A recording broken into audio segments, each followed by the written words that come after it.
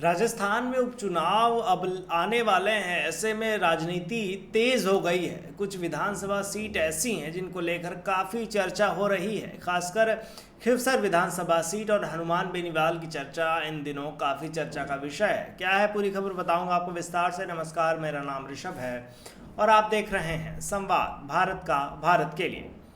राजस्थान की राजनीति को समझने के लिए कुछ प्रमुख टॉपिक्स को हमको देखना बेहद ज़रूरी है। तेजाजी महाराज का महत्व और किसानों की एकता क्या है, इसको समझते हैं। भाषण में सबसे पहले बेनीवाल ने बीते दिनों एक भाषण दिया जिसमें तेजाजी महाराज की कृपा से इस मंदिर का निर्माण और मेले की शुरुआत का जिक्र किया है हनुमान बेनीवाल ने। इसमें ये बताया गया कि जो है किस तरीके से राजस्थान की राजनीति में एक महत्वपूर्ण भूमिका ये रखते हैं और जब सभी किसान एकजुट होते हैं तो सत्ता के करीब आना जो है आसान हो जाता है।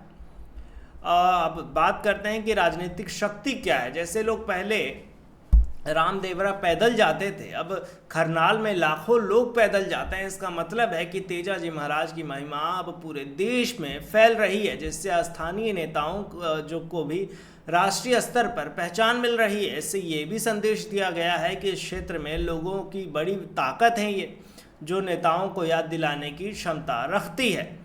हनुमान बेनीवाल ने किसानों के मुद्दे जैसे रॉयल्टी और बिजली संकट पर संघर्ष करने की बात करते हैं। वह इस बात पर जोर दे रहे हैं कि हमेशा जब भी आंदोलन हुआ है तो किसानों की जीत हुई है और सरकार को उनके सामने झुकना पड़ा है। इससे ये पता चलता है कि अगर किसान एकजुट हो जाएं तो सरकार को नतमस्तक होना पड़ेगा ही पड़ेगा।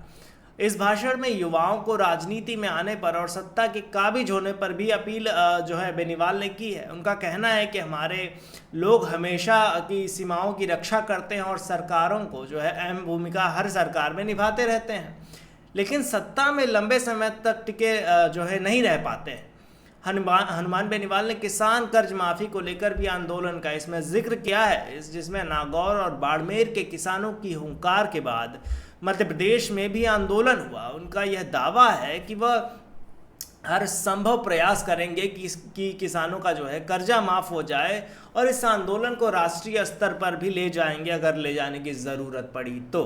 इस पूरे भाषण में किसानों के संघर्ष, एकता और युवाओं की भूमिका को जो है प्रमुखता दी गई है। इसके साथ ही यह भी बताया गया है कि सही दिशा में कदम उठाए जाएं तो राजस्थान की राजनीति में किसानों की भूमिका और भी मजबूत हो सकती है। पर इसका असर क्या अब उपचुनाव में देखने को मिलेगा?